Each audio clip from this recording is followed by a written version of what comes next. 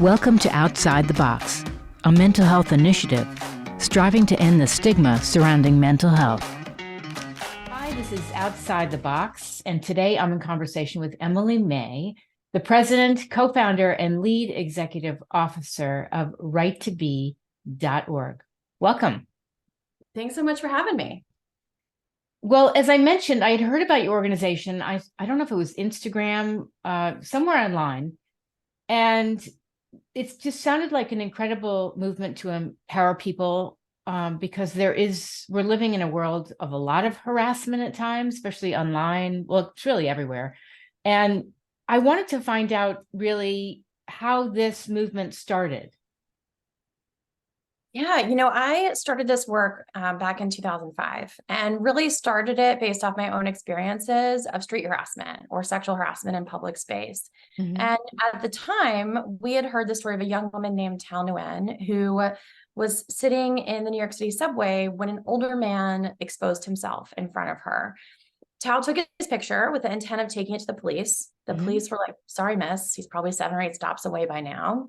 And so Tal took that photo and put it on Flickr, the photo sharing website. It went viral. It made it to the front cover of the Daily News here in New York City. And we thought, gosh, like everybody has a story of that happening. My boss at the time had seen that exact guy masturbating on the subway earlier. Really? Yes. And so we were like, well, what if we use these newfangled cell phone cameras that we've all got in our pockets to bring awareness, to tell our stories, to show people what happens and how it happens and why it matters. And so it started off like that. We just started sharing our stories. It grew over time. We started mapping stories. And as all of those stories started coming in, we started to think, like, is there any solution to all this? When you just walk on, you feel weak. If you try and say something to the guy, they'll snap back at you, tell you you're ugly anyway, right? The police don't care. Like, what do we do about this? And so in the stories, we started to read, that the number one thing that really helped people is when somebody around them intervened, or even sometimes would just say, like, I'm so sorry that happened. That wasn't okay. That actually help people build resilience. And so in 2011, we started doing what's known as bystander intervention training, which is simply just teaching people how to intervene when they see harassment happen. And now, 12 years later, we've expanded to not just looking at street harassment, but looking at all forms of harassment and using this methodology we built called the 5 Ds of bystander intervention to ultimately intervene and stop it. That's wonderful. And now I remember also what made me contact you is because I grew up in Manhattan, and there was always something I was seeing, and there was typically people wouldn't do anything. They wouldn't help a total stranger. And I love the idea of the interventions that you've come up with. Yeah, I think it's common. I think a lot of people have honestly like viable reasons why they don't want to do it. Maybe they're scared that it's gonna turn on them and escalate in some way. I think some people are scared that if they notice it, then the person who was harassed will notice it too, right? Which doesn't really make sense, but people are scared of it anyway, or they're scared that they're going to escalate the situation. Maybe it's a domestic violence situation. And so, all of that we want to take into account and hold those concerns as true. I think they are valid. And then see, given that, is there still something that we can do to help? And most of the time there is. I remember seeing a girl walking down the street in New York, and I don't know if it was associated with your organization, but she videoed the experience she had as a woman walking down the streets of New York, being catcalled, whistled at, all these things. And then she would approach them like, oh, you want my number? What's your number? And they were so taken aback. It was really turning the tables. I really liked it. Have you ever seen that? I can't remember who put that out there. I've seen variations of it. There's also a great Sex in the City episode where Miranda finally gives in to the guys that are catcalling her, and she's like, great, let's go have sex. And they're like, what, lady? What are you talking about? I have a wife and kids at home. And she's like, that's, it's so funny though. That's what it takes, Yeah. So tell me a little bit about your backstory. How you ended up, having a passion for where you are now. I think, ever since I was young, I was very focused on, the issue of bringing hope to things that felt hopeless. I started off really focused on the issue of poverty at a young age, and feeling, deeply that the problem of poverty in and of itself was significant, but the way in which it left people feeling truly hopeless. Like there was nothing that they could do to emerge out of it because they had been so consistently beat down by life and systems and government and made me want to make an impact in that work. And so before I worked with mentally ill homeless people, I worked with low-income folks doing workforce development, kids who had dropped out of high school, helping them to get jobs and GEDs, really focused in that area. And I think harassment was one of those issues. It was those issues that people were just like, there's nothing you can do. There's no solution. We're never going to fix this. It's always existed. It's just the price you pay for being a woman or being gay or being Black. And we just have to deal with it. And I thought, like, especially growing up and seeing all the work in the 90s that was done by amazing trailblazing women, including Anita Hill, to address harassment in the workplace. Yeah. I was like, well, if we can address it in the workplace, I think we can address it on the street too. Like exactly. Societal level. Yeah. It's not okay. And so that really built the foundation for us doing what we were doing. And it hit a nerve. I think my generation of women was raised to think that sexual harassment was not okay. We saw those ads on TV. And so we were very confused as to why it still existed. And we've made just, I think, a tremendous amount of progress on this issue in the past 20 years or so. I think back to something that happened to me when I was 23. I was just out of grad school, my first job in Massachusetts. And somebody asked me to review something, and he made like a sexual joke out of it, like, oh, blow me away. And I did nothing with that. I was shocked. I just didn't know what to do. I froze. And now in thinking about it, like if I ever saw this person again, I would totally call him on it, because I felt so trapped and powerless at the moment. And that goes on all the time. Yeah. And I think very similar to the story you're telling, we all have a tendency to blame ourselves. We all wish that we'd said that witty one-liner that shut them down. And we put this pressure on ourselves to have some kind of perfect response to harassment, which, I wish existed. It doesn't. Yeah.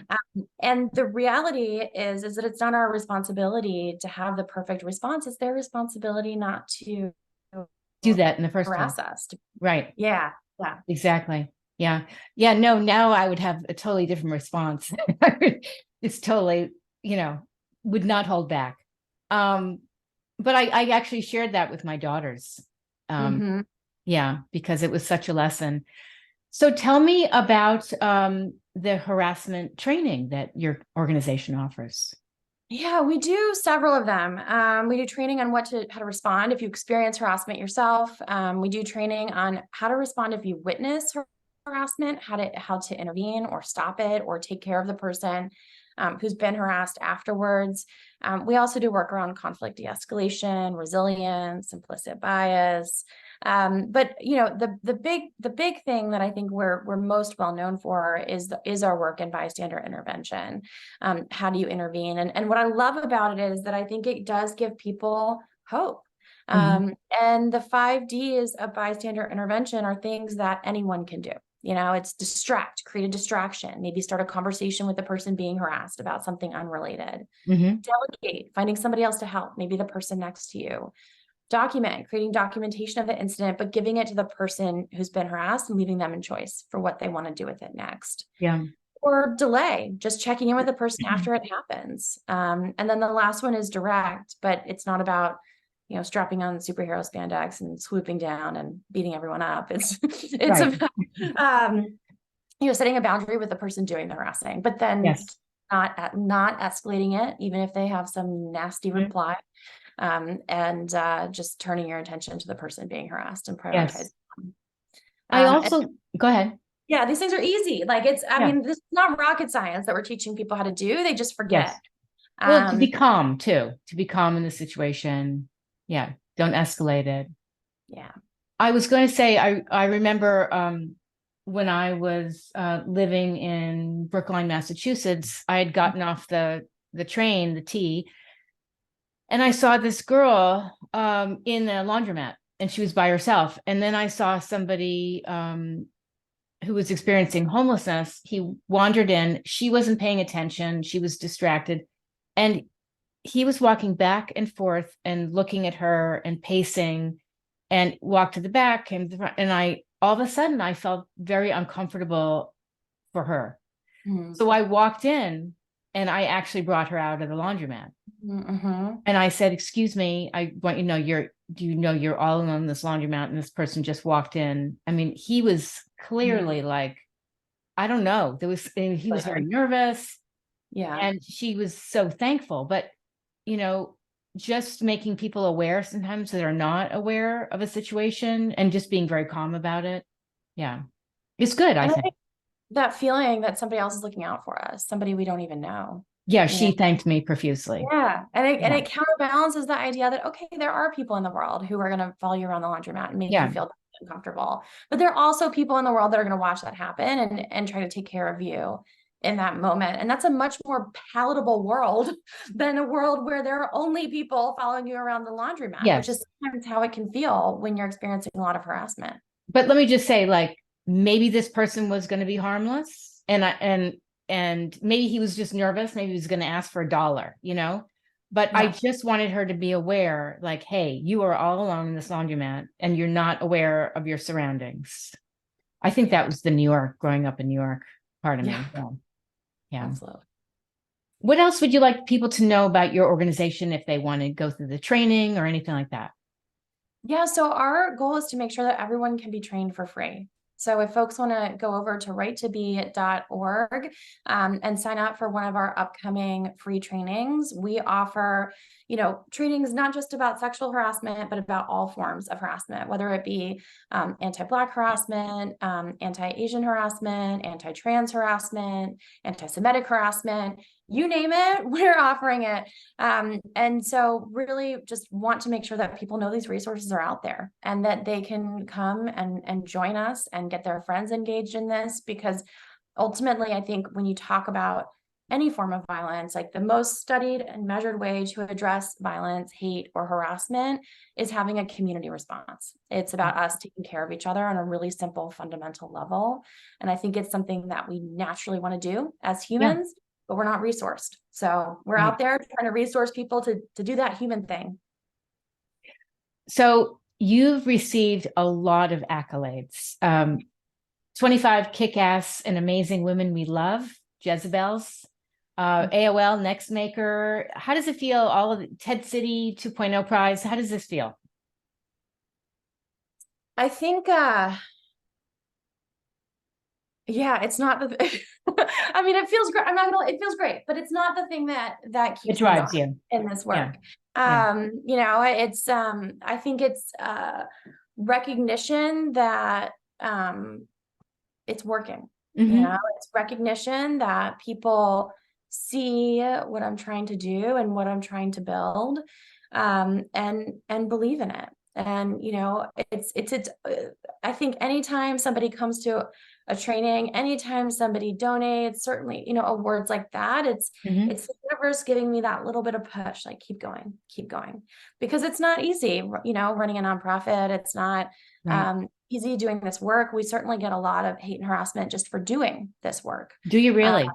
yeah. I mean, just yesterday we had a training that was open to the public, and somebody managed to take the reins of our Zoom, completely take it over and blast the Zoom with gay porn. Um, as a way of reminding people who want to address harassment that they're not safe, and that the people doing the harassment will Yeah. always win, right? And so and unfortunately it has a very silencing and scary effect on everyone, including our team. And so I think in the same way that we teach people to intervene. We also really appreciate it when people intervene on our behalf too, and tell us we're doing good and keep doing the thing. Yeah. Have you found, Emily, in the past 3 years, things have been more amped up? Because I know there have been so many mental health struggles. And if you just, and and there's just so much polarization and there's just so much going on in the news. Have you found that there's been a greater need for what you do? Yeah. I mean, look, we have been running this organization since 2010 as an official nonprofit. We were at between 3 and 5 staff forever. 2021 rolls around. In those few years, we've grown from 5 staff into fully 20 because of the huge demand for this work. Last year alone, I think we trained about 500,000 people in bystander intervention. The year before that, 250,000. So we just see this demand continue to grow, continue to rise. And we are showing up here to meet it. When I started this work 17, 18 years ago, people were like, harassment, like that's not a big issue. You should work on an issue that's more significant. Now people are like, harassment, that's a huge issue. And like, nobody's like working on that. Like you must be completely inundated.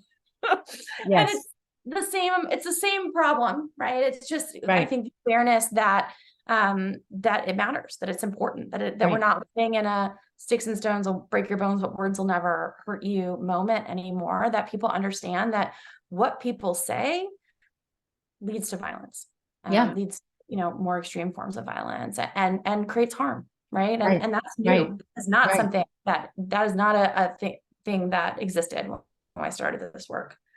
I mean, just thinking about COVID, how the Asian community was so impacted by harassment, the Black community, George Floyd and numerous other lives that were lost.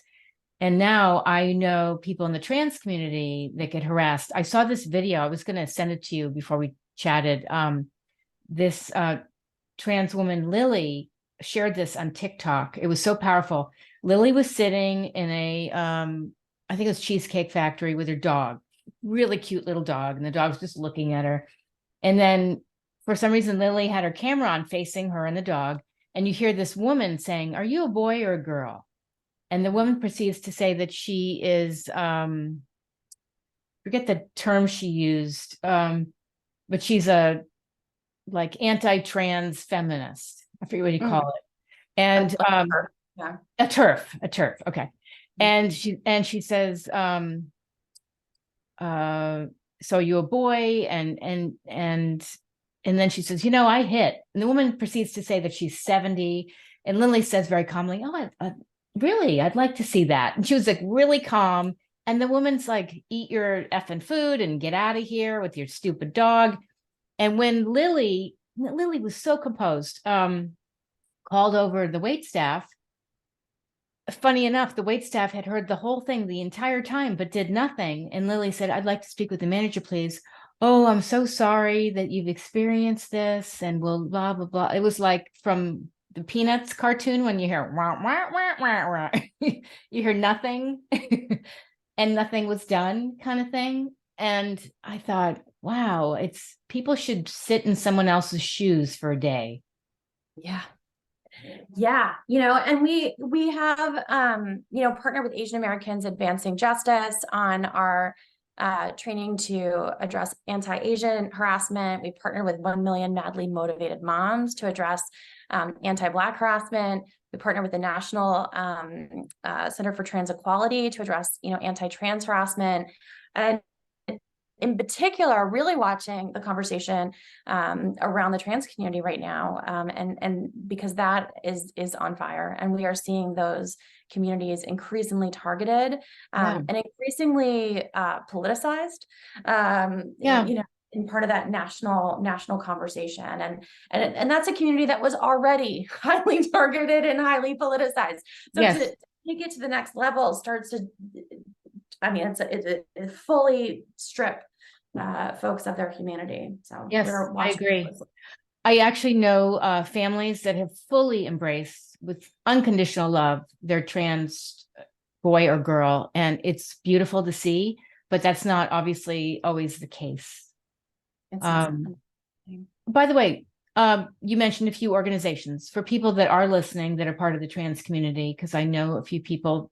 Could you mention those organizations again they could reach out to?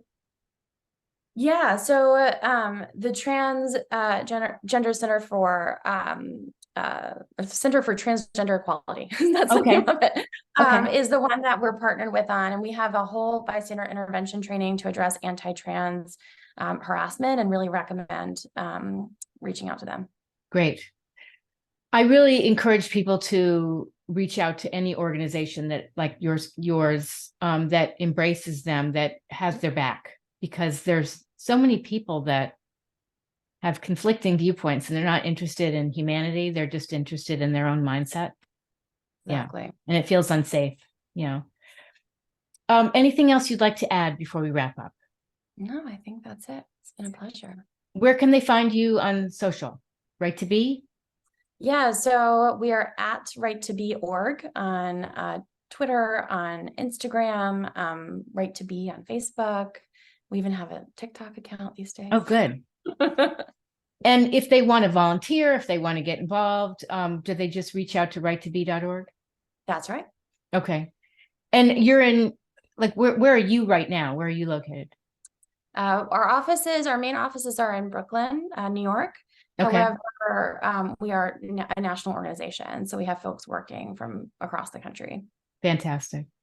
I want to thank you so much for what you're doing right now. It's so timely. I'm sure you never imagined when you started this where it would lead. And it's like you laid the groundwork for such impactful, meaningful work. So thank you. Thank you so much. Such a pleasure. Thanks for checking out this week's episode of Outside the Box. We're spreading knowledge and compassion through podcasts, social events, and resources. Outside the Box is committed to facilitating real conversations about real issues that people struggle with every day. I hope my movement will not only inspire you to seek the help you need, but also help you learn the importance of self-awareness, mindfulness, and self-compassion. Want to be a guest on Outside the Box? Drop us an email at info@otbseries.com. We drop a new episode every Thursday, and you can check out our socials at OTB Series. For more information, visit otbseries.com.